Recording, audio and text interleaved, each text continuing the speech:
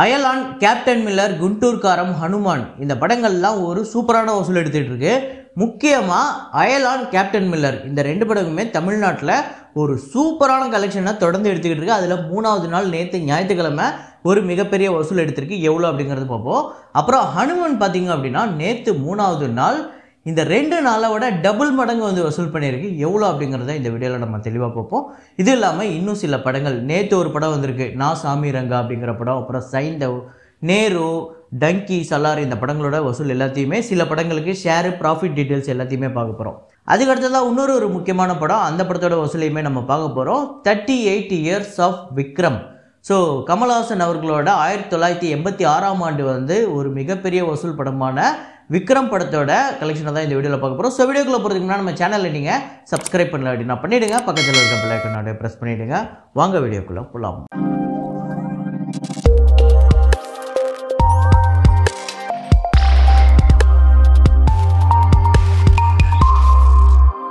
நேற்று வீடியோவில் நான் ஒரு ஃப்ரேம் ஒன்று வச்சுருந்தேன், அதை நிறைய பேர் கரெக்டாக கெஸ் பண்ணியிருந்தீங்க. அது என்ன ஃப்ரேம், என்ன படம் அப்படிங்கிறத பார்த்துட்டு வாங்க.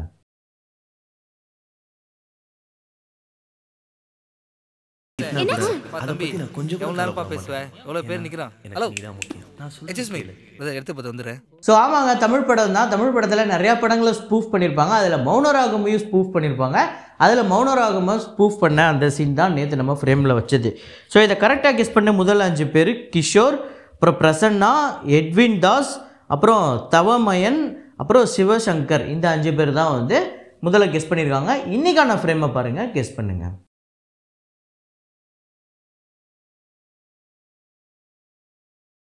நேரு படத்தோட 25வது நாள் வசூல் கேரளாவில் 48 லட்சம், வேர்ல்டு வைடு 56 லட்சம். இதுவரையும் கேரளாவில் 48 கோடியே 9 லட்சமும், வேர்ல்டு வைடு 87 கோடியே 82 லட்சம் இந்த படம் வந்து வசூல் பண்ணியிருக்கு.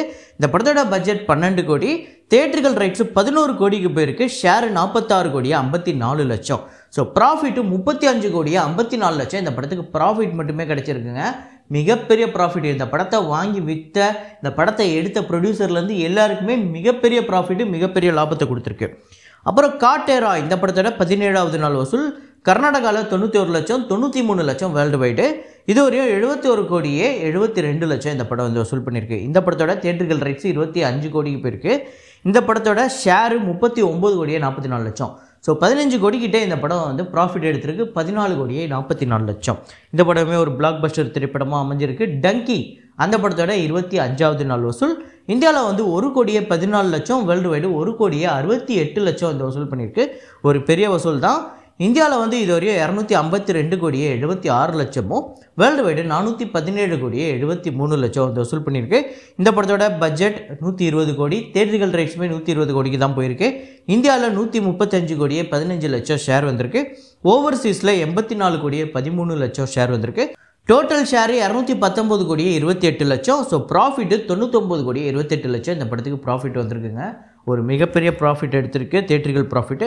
சலார் இந்த படத்தோட 24வது நாள் வசூல் இந்தியாவில் வந்து 63 லட்சம், வேர்ல்டு வைடு 82 லட்சம். இதுவரையும் இந்தியாவில் 462 கோடியே 43 லட்சமும், வேர்ல்டு வைடு 617 கோடியே 82 லட்சம். இந்த படத்தோட டோட்டல் ஷேர் பார்த்திங்க அப்படின்னா 314 கோடியே 50 லட்சம். தியேட்டர்கள் ரைட்ஸு 350 கோடிக்கு போயிருக்கு. இந்த படம் 90% ரெக்கவர் ஆகிருக்கு. இன்னும் 36 கோடி வந்து இந்த படம் ஷேர் மட்டுமே வர வேண்டியது இருக்குது. அப்புறம் ஆப்ரஹாம் ஓஸ்லர் அந்த படத்தோட டே 4 கலெக்ஷன் கேரளாவில் 3 கோடியே 80 லட்சம், வேர்ல்டு வைடு 5 கோடியே 63 லட்சம். இதுவரையும் இந்த படம் 13 கோடியே 36 லட்சம் கேரளாலையும், வேர்ல்டு வைடு 18 கோடியே 17 லட்சம் அந்த வசூல் பண்ணியிருக்கு. வெறும் 4 நாளில் இந்த படம் மிகப்பெரிய ப்ராஃபிட் எடுத்து மிகப்பெரிய ஹிட்டு படமாக அமைஞ்சிருக்கு. அப்புறம் சைந்தவ் அந்த படத்தோட டே 2 கலெக்ஷன் ஆந்திரா தெலுங்கானாவில் 2 கோடியே 24 லட்சம், வேர்ல்டு வைடு 2 கோடியே 63 லட்சம். ஸோ டே 1 கம்பேர் பண்ணும்போது கிட்டத்தட்ட பாதிக்கிட்டே இந்த படம் வந்து டே 2 கம்மியாக இருக்குது. அப்புறம் ஆந்திரா தெலுங்கானாவில் இதுவரையும் டோட்டலாக 6 கோடியே 75 லட்சம், வேர்ல்டு வைடு 8 கோடியே 51 லட்சம், 55 கோடி இந்த படத்தோட பட்ஜெட். அப்புறம் நேற்று ஒரு படம் ரிலீஸ் ஆகிருக்கு, நான் சாமி ரங்கா அப்படின்னு சொல்லிட்டு நம்ம நாகார்ஜுன அவர்களோட படம். இந்த படத்தோட டே 1 கலெக்ஷன் 6 கோடியே 28 லட்சம் ஆந்திரா தெலுங்கானாலையும், வேர்ல்டு வைடு 7 கோடியே 34 லட்சம்.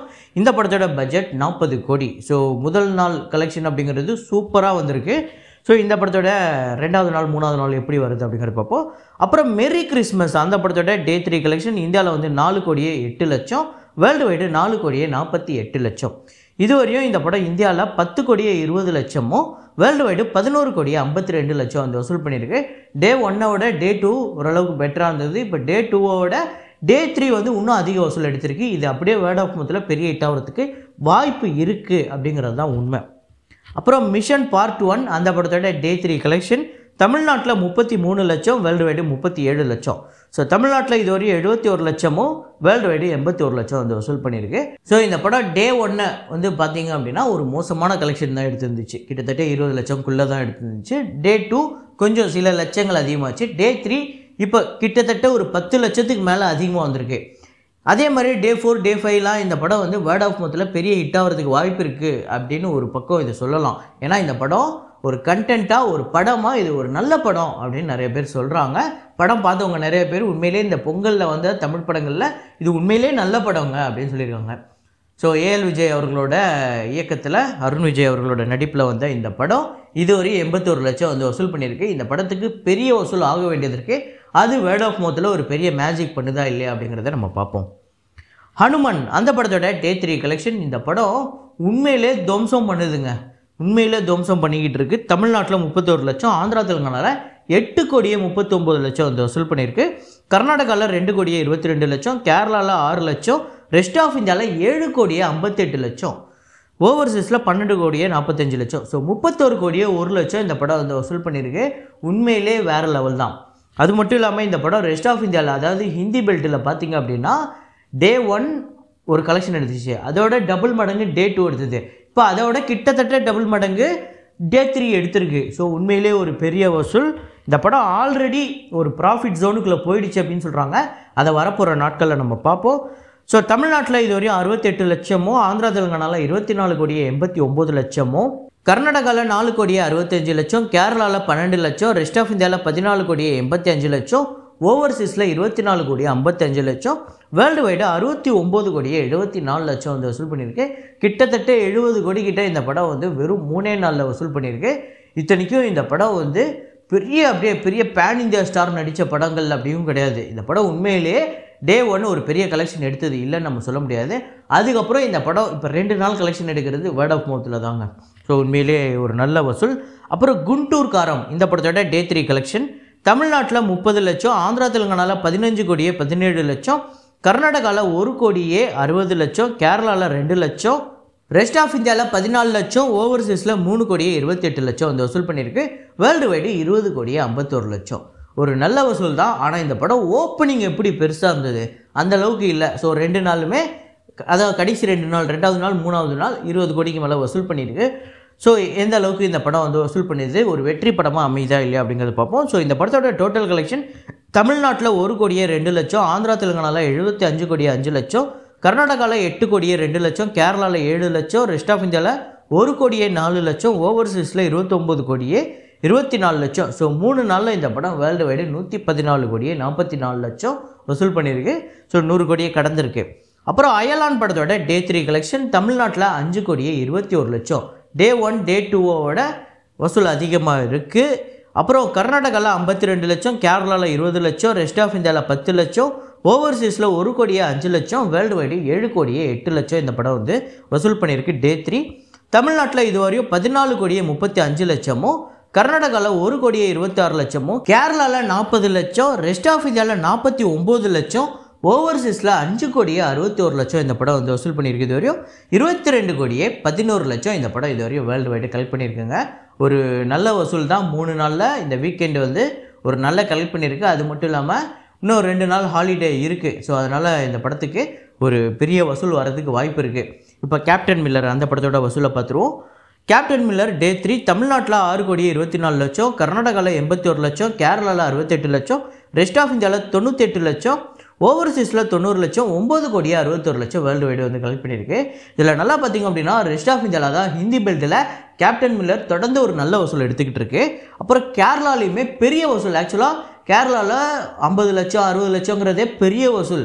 கேரளா படம் இல்லாமல் வேறு ஏதாவது படம், அதாவது மலையாள படம் இல்லாமல் வேறு ஏதாவது ஒரு படம் இவ்வளோ பெரிய கலெக்ட் பண்ணுறதுங்கிறது பெரிய விஷயம். ஸோ அந்தளவுக்கு ஒரு நல்ல பர்ஃபார்மன்ஸ் பண்ணிக்கிட்டு இருக்கு. தமிழ்நாட்டை பொறுத்தவரையுமே ஒரு நல்ல வசூலை ஹோல்டு பண்ணி வச்சுருக்கு. இதுவரையும் டோட்டலாக தமிழ்நாட்டில் 20 கோடியே 82 லட்சம், கர்நாடகாவில் 2 கோடியே 54 லட்சம், கேரளாவில் 1 கோடியே 45 லட்சம், ரெஸ்ட் ஆஃப் இந்தியாவில் 2 கோடியே 57 லட்சம், ஓவர்சீஸில் 8 கோடி, வேர்ல்டு வைடு 35 கோடியே 38 லட்சம் இந்த படம் வந்து வசூல் பண்ணியிருக்கு. ஒரு அருமையான வசூலுங்க. நான் சொல்கிறது அயலான், கேப்டன் மில்லர் ரெண்டுமே உண்மையிலே இந்த வீக்கெண்டு ஒரு சூப்பரான கலெக்ஷன். அப்புறம் இந்த 2 படங்களுமே இன்னும் எவ்வளோ கலெக்ட் பண்ணால் இந்த படங்கள்லாம் வெற்றி படமாக அமையும், எவ்வளோக்கு தியேட்டர்கள் ரைட்ஸ் போயிருக்கு அப்படிங்கிறதுலாம் வரப்போகிற நாட்களில் நம்ம ரொம்ப தெளிவாக பார்க்க போகிறோம். அப்புறம் இப்போதைக்கு பர்ஃபார்மன்ஸ் ரீதியாக பார்த்தீங்க அப்படின்னா கேப்டன் மில்லர், அயலான், அப்புறம் மெரி கிறிஸ்மஸ் கூட கொஞ்சம் பிக்கப் ஆகி வந்துக்கிட்டு இருக்குது. அந்த படம் கூட ஒரு வெற்றி படமாக அமைகிறதுக்கு வாய்ப்பு இருக்குது. மிஷன் சாப்டர் 1 ஸோ பார்ட் 1 அந்த படம் பார்த்திங்க அப்படின்னா படமாக நல்லா இருக்குது அப்படின்னு நான் நிறைய பேர்கிட்ட பர்சனலாக கேட்ட வரையுமே படமாக சூப்பராக இருக்குது அப்படின்னு சொல்கிறாங்க. ஆனால் இந்த படம் பெரிய பட்ஜெட் படம், ஒரு தப்பான டைமில் வந்து ரிலீஸ் பண்ணிட்டாங்க அப்படிங்கிறது தான் நான் சொல்லுவேன். ஸோ அதுதான் இந்த டீம் பண்ண ஒரு மிஸ்டேக்கு. என்னென்னா ரொம்ப கம்மியான ஸ்க்ரீன்ஸில் படம் எவ்வளோதான் ஹவுஸ்ஃபுல்லானாலுமே நீங்கள் போட்ட பட்ஜெட்டுங்கிறது ரொம்ப பெருசு. ஸோ இந்த சமயங்கிறது அதாவது இந்த டைமில் இவ்வளோ 8 படம் 10 படத்துக்குள்ளே வந்து மாட்டிக்கிட்டு ரொம்ப ஸ்க்ரீன்ஸ் கம்மியாக கிடைச்சதுனால தான் இந்த படம் இவ்வளோ வசூல் பண்ணிகிட்ருக்கு. இந்த 33 லட்சங்கிறது உண்மையிலே இந்த படத்துக்கு கிடைச்ச ஸ்க்ரீன்ஸுக்கு பெரிய வசூல். ஸோ இன்னும் இந்த படத்துக்கு வசூல் அதிகமாக வரதுக்கு வாய்ப்பு இருக்குது. மேபி இன்றைக்கி பொங்கல் நாளைக்கெல்லாம் வந்து இந்த படங்கள் வந்து ஒரு பெரிய வசூல் எடுக்கிறதுக்கு வாய்ப்பு இருக்குது. ஸோ அப்புறம் நான் சொல்லியிருந்தேன் விக்ரம் 1986ஆம் ஆண்டு வந்து இந்த படம் வந்து ஒரு மிகப்பெரிய சம்பவம் பண்ணிச்சு. இந்த படம் தாங்க முதல் தமிழ் படம் 1 கோடி பட்ஜெட் செலவு பண்ணி எடுத்து படம், 1 கோடி பொருட்செலவில் எடுக்கப்பட்ட முதல் தமிழ் படம் இதுதான். 1986 தான் முதலாக 1 கோடி செலவு பண்ணி அது இந்த விக்ரம் படத்துக்கு தான் எடுத்தாங்க. அது மட்டும் இல்லாமல் இந்த படத்தோட கதை யார் அப்படின்னு பார்த்தீங்கன்னா, இந்த படத்தோட ரைட்டர் யார் அப்படின்னு பார்த்தீங்கன்னா மறைந்த எழுத்தாளர் சுஜாதா அவர்கள். ஸோ என்னோட மோஸ்ட் ஃபேவரட் ரைட்டர். முக்கியமாக சங்கர் சார் அவர்களோட படத்தில் நான் அதிகமாக ரசித்தது இவர்களோட டயலாக்கள் தான். ஸோ ஆக்சுவலாக இந்த படம் எப்படி உருவாச்சு அப்படின்னாலே அதுவே பயங்கர இன்ட்ரெஸ்டிங்கானது. இப்போ நம்ம விக்ரம் இப்போ 2022 வந்து ஒரு பெரிய வசூல் எடுத்தது, அதை பற்றி நம்ம நிறையா பேசியிருக்கோம். அந்த படத்தோட கதை என்ன, ஒரு ப்ரோட்டகனிஸ்ட்டை தேடுறது, ஒரு ஹீரோ, அந்த ஹீரோ இருக்காரா இல்லையா, அவர் யார், அவர் எங்கே இருக்கார், அவர் செத்துட்டாரா இல்லையாங்கிறது தேடுறது தானே பாதி கதை.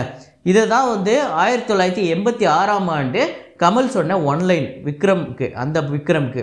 அப்போ சுஜாதா சார் என்ன சொல்லியிருக்காரு, இல்லை இப்போ இருக்கிற இந்த ஆடியன்ஸ்க்கு வந்து இது ஏற்றுக்க முடியுமான்னு தெரில, ஹீரோவை தேடுறதே பாதி படம் வந்து மக்களால் ஏற்றுக்க முடியாது, அதனால் இதை இன்னும் கொஞ்சம் லேட்டராக நீங்கள் ஐடியாவை வச்சுக்கோங்க, இப்போ நம்ம வேறு பண்ணலாம் அப்படின்னு சொல்லிட்டு கிட்டத்தட்ட டெய்லி நியூஸ் பேப்பரில் வந்து நாவல் பேஸ் பண்ணி தான் ஒரு கதையை ரெடி பண்ணியிருக்காங்க. இந்த படம் ரொம்ப ரொம்ப அட்வான்ஸாக யோசித்து நிறையா விஷயங்கள் பண்ணியிருப்பாங்க. நீங்கள் பார்த்தீங்க அப்படின்னா அந்த படத்தில் வாட்ச்லாம் பார்த்தீங்கன்னா அந்த சமயத்தில் இப்படி ஒரு வாட்ச் இருக்குமா அப்படின்னு நம்ம கற்பனை கூட பார்த்துருக்க மாட்டோம். அப்படி ஒரு வாட்ச் இருக்கும். அதில் வந்து ஏதோ எடுத்து ஒரு டிவைஸ் மாதிரி நிறையா டிவைஸ் யூஸ் பண்ணியிருப்பாங்க. ஸோ இந்த படத்தில் வந்து ரொம்ப அட்வான்ஸாக அந்த சமயத்தில் வந்து ஹாலிவுட் படங்கள், ஜேம்ஸ் பாண்ட் படங்கள்லாம் எப்படி வந்து ஆக்ஷன் சீனு, எப்படி வந்து அந்த ராக்கெட் லான்ச்சர் அந்த மாதிரிலாம் வச்சுருப்பாங்களோ அந்த மாதிரி விஷயங்கள்லாம் இந்த படத்தில் நிறையா இடம்பெற்றிருக்கும். ஸோ இந்த படம் வசூல் ரீதியாக எவ்வளோ பெரிய ஹிட் அப்படின்னு பார்த்தீங்கன்னா, இந்த படத்தோட பட்ஜெட் 1 கோடி, பாக்ஸ் ஆஃபீஸ் வந்து 8 கோடி கிட்டே இந்த படம் வந்து வசூல் பண்ணியிருக்கு. 4 கோடியே 75 லட்சம் இந்த படத்தோட ஷேர். ஸோ ஒரு பிக்கஸ்ட் பிளாக் பஸ்டர். இந்த படம் நீங்கள் எத்தனை முறை பார்த்துட்டீங்க அப்படிங்கிறத கமெண்ட்டில் போடுங்க. ஸோ இதே மாதிரி ஒரு வீடியோவில் இதே மாதிரி கலெக்ஷன் ரிப்போர்ட்டில் மீண்டும் நான் உங்களை சந்திக்கிறேன். Signing off Rahman.